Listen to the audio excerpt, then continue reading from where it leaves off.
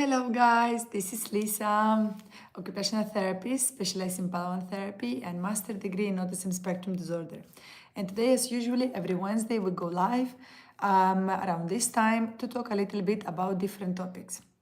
So I always invite you if this is your first time, so welcome.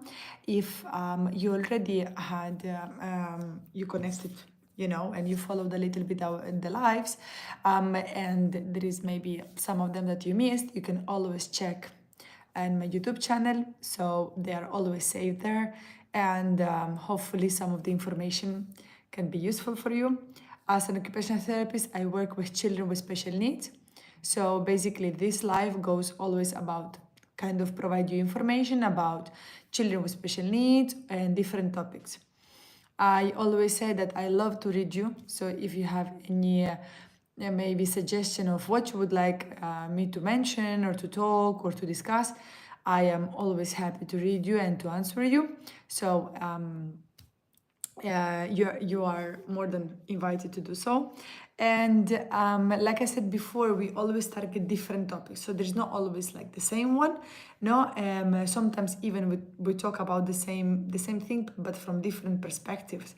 Because like I said before, every child is different and every difficulty is presented in a different way, right? So even though we can be talking about autism spectrum disorder, but just the disorder, no, it has different levels, and every child obviously acts and develops certain skills differently.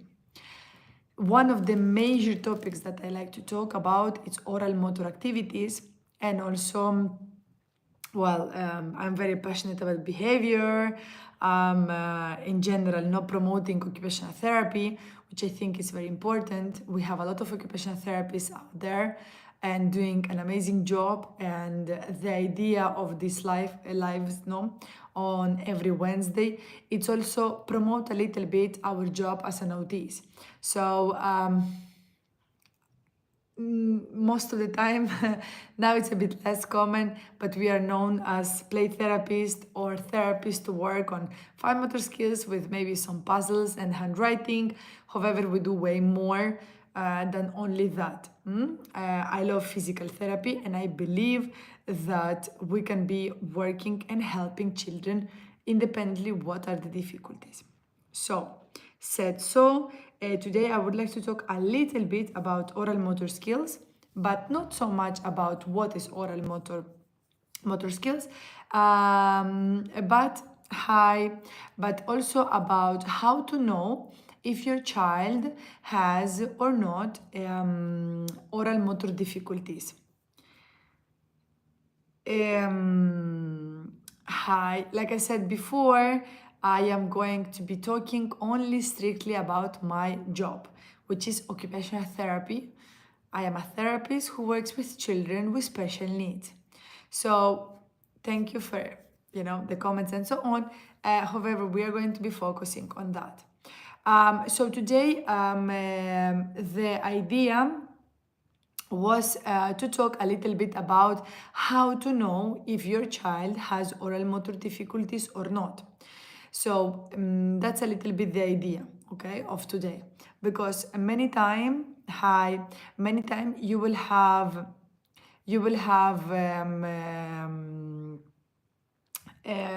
parents asking about, like, okay, but I don't know, maybe my child, I'm not sure if my child has oral motor difficulties or not, and how to recognize them, right? Thank you. This is going to be a little bit about oral motor difficulties. Is not meaning that you need to have a diagnosis. Sometimes parents will be asking me, it's because my child has autism, or maybe because my child has something else. No, not necessarily. You can be completely, like not having any diagnosis, but you still have some oral motor skills difficulties. Have a good day, Manhood. Thank you. So you can still have some oral motor difficulties independently if you have or not a diagnosis, okay? So that's on a side. Now, how we are going to recognize if your child has difficulties or not. So first thing first, it's we have to see if the child has difficulties with eating, drinking. For example, if the child is choking or gagging when the child is actually eating. Or for example, you are eating certain meals and the child is coughing, especially after water. It happens a lot as well. When we start introducing water, you will have kids who will be coughing or will be maybe gagging with certain food, right? So we have to be very careful if this is happening to your kid. If you say no, when he's eating or she is drinking, actually nothing of this is happening. So that is good. In case if you experiment some cough, some gagging, some choking, hopefully not, during certain meals, I will highly suggest you to check with your occupational therapist, speech therapist, or even nutritionist slash dietitianist who can actually guide you as well what to do and how to also go about it. Okay. Another key is going to be avoidance of certain food textures. For example, at the beginning when the child is growing, you will say like, no, my kid is eating everything and he is accepting or she is accepting every type of texture. But there is going to be a momentum when the child is growing and like around 2-3 years old, the child starts refusing certain textures. And you will say, okay, maybe because he is choosing not to eat this or that particular food. But it becomes a little bit of repetitive habit. So you will see that suddenly the child is actually avoiding any crunchy food, or the child is avoiding every solid, every liquid, or maybe messy, or a little bit squashy food. So all of this is going to give you a little bit of information if your child is actually having some difficulties or not with food. Okay, difficulty with speech or language development. Some children who experience oral motor difficulties have difficulties in speech and language development, which it's very normal because for us to tolerate the food and in order for us to have a healthy oral motor skills, we need to have also good coordination between the muscles, the jaw, and all this breathing control, all this alignment on all this area, coordinated and well balanced in order for us to pronounce and produce sound and that the speech will be developing. So it's very, very common. Excessive drooling or difficulty keeping food in their mouth. I am actually reading, this is my one of my courses that I did, so I'm just repeating a little bit what I said this in one of the courses about oral motor skills. And excessive drooling or difficulty keeping food in their mouth. This is also another very important comment. For example, I will be having a child who will be having excessive drooling, not just a little bit. That means that the child is not capable to keep the saliva inside of the mouth and or doesn't notice that actually the drooling is there. It is a sign that we need to check on it and we have to work on it to prevent further difficulties. Or for example, the child will put food inside of the mouth, but the food will go out of the mouth because of the lack of tonicity. So we have to see if there is no hypotonia, which means low muscle tone. All right, weak facial muscles or lack of muscle control. This goes together. Many times it happens as well that we are going to say like the child is drooling a lot, the child is not keeping the mouth closed, the child is not keeping the food inside of the mouth, etc., etc. But one of the main reasons is because we have low tone or poor control of our muscle tonicity. Mashes food with the tongue. This is very common in kids or babies, and we should be not seeing it when we start having teeth, right? So when we are having the baby's face and still the teeth are erupting, that's okay. So that's mean mashing the food with the tongue. It's like this. Okay, so basically the child is still eating with the tongue, with the mashing the food with the tongue instead of chewing. Okay, once we have our teeth, it shouldn't exist. If the child still have a preference to mash the food with the tongue, It means that maybe there is a lack of coordination between of chewing, or the chewing skills are not there. Sucks on food instead of chewing.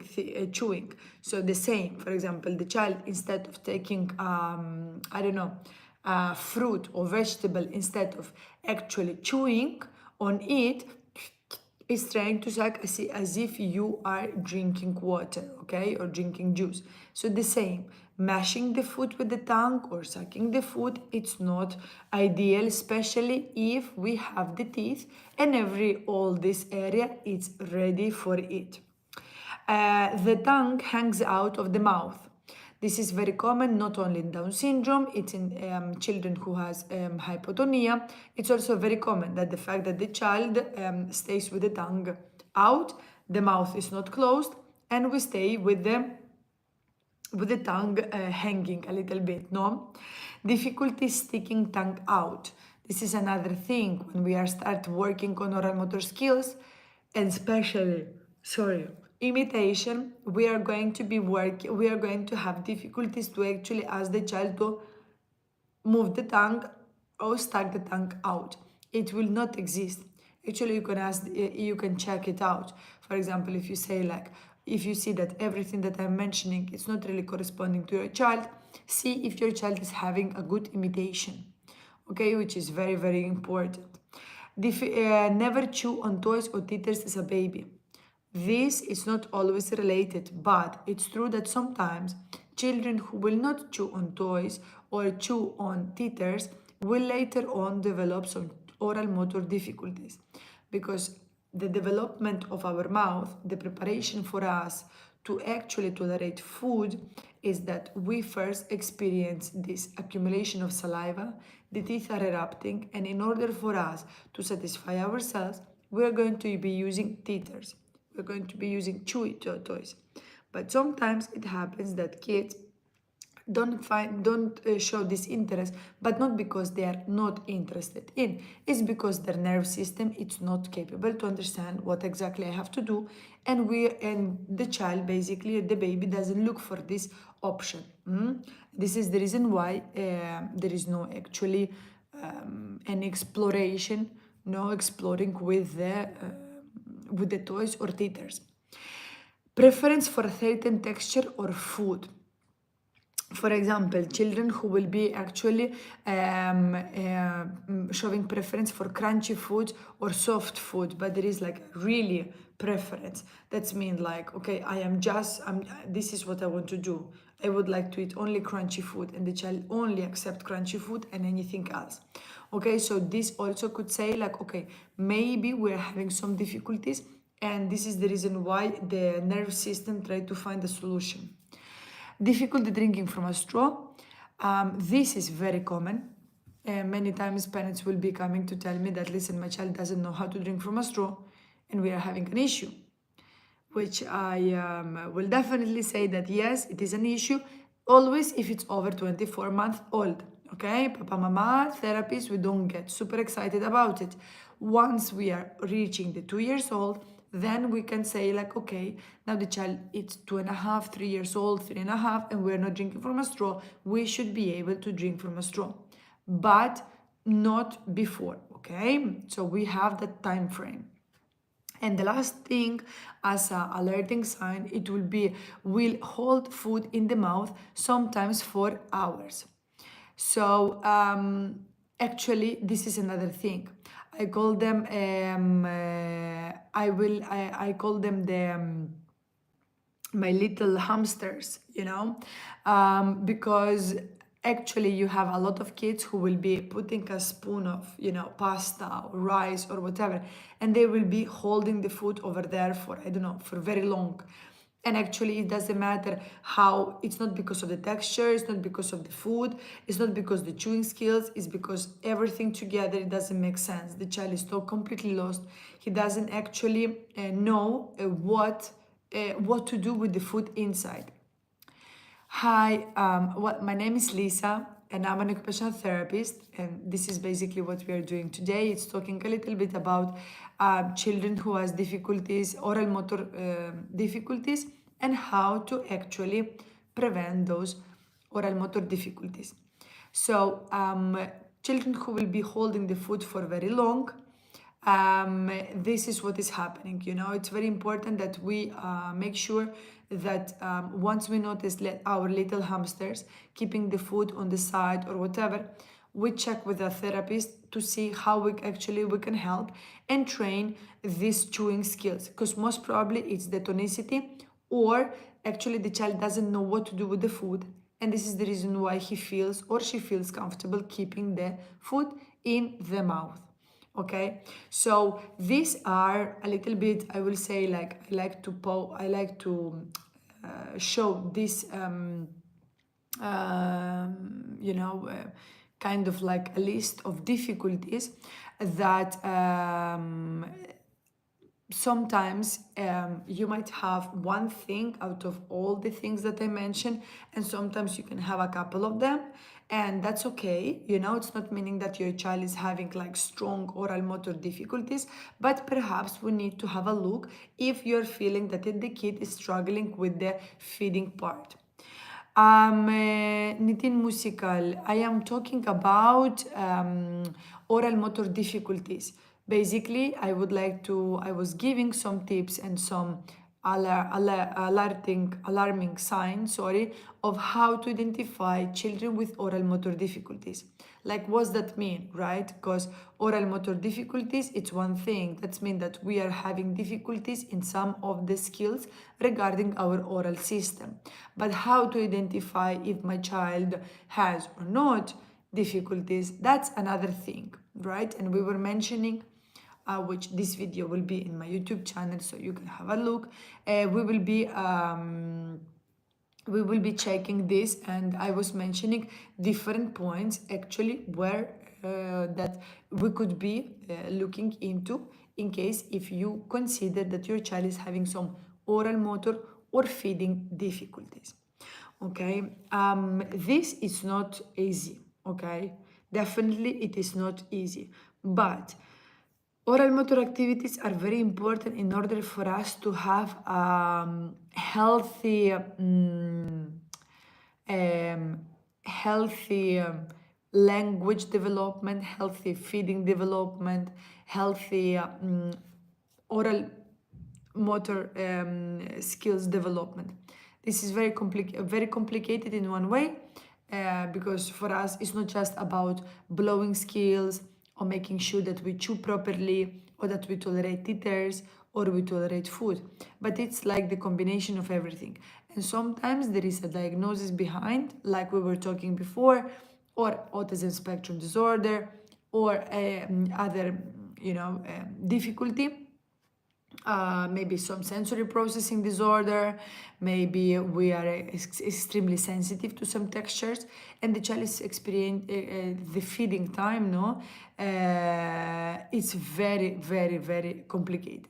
So we are here obviously to help and to guide the parents. So if you are watching this video and you would like to know more, you can always text me, you can always write me, you can always ask me questions, and I will be more than happy to help you. In the meantime, I am going to stop here. I'm going to wish you a good evening, and I hope to see you next Wednesday with another topic. Okay, that was all for today. A little bit of information for you. Thank you for following. If you would like to receive more notification about my videos, etc., I gladly appreciate your support by following the channel, following me on social media, and continue helping spreading this amazing profession to anyone that you think that might be helpful, or that might receive help from these videos, to anyone else. So yes, I will be seeing you in the next video. Happy Wednesday, and thank you very much for watching. Bye bye.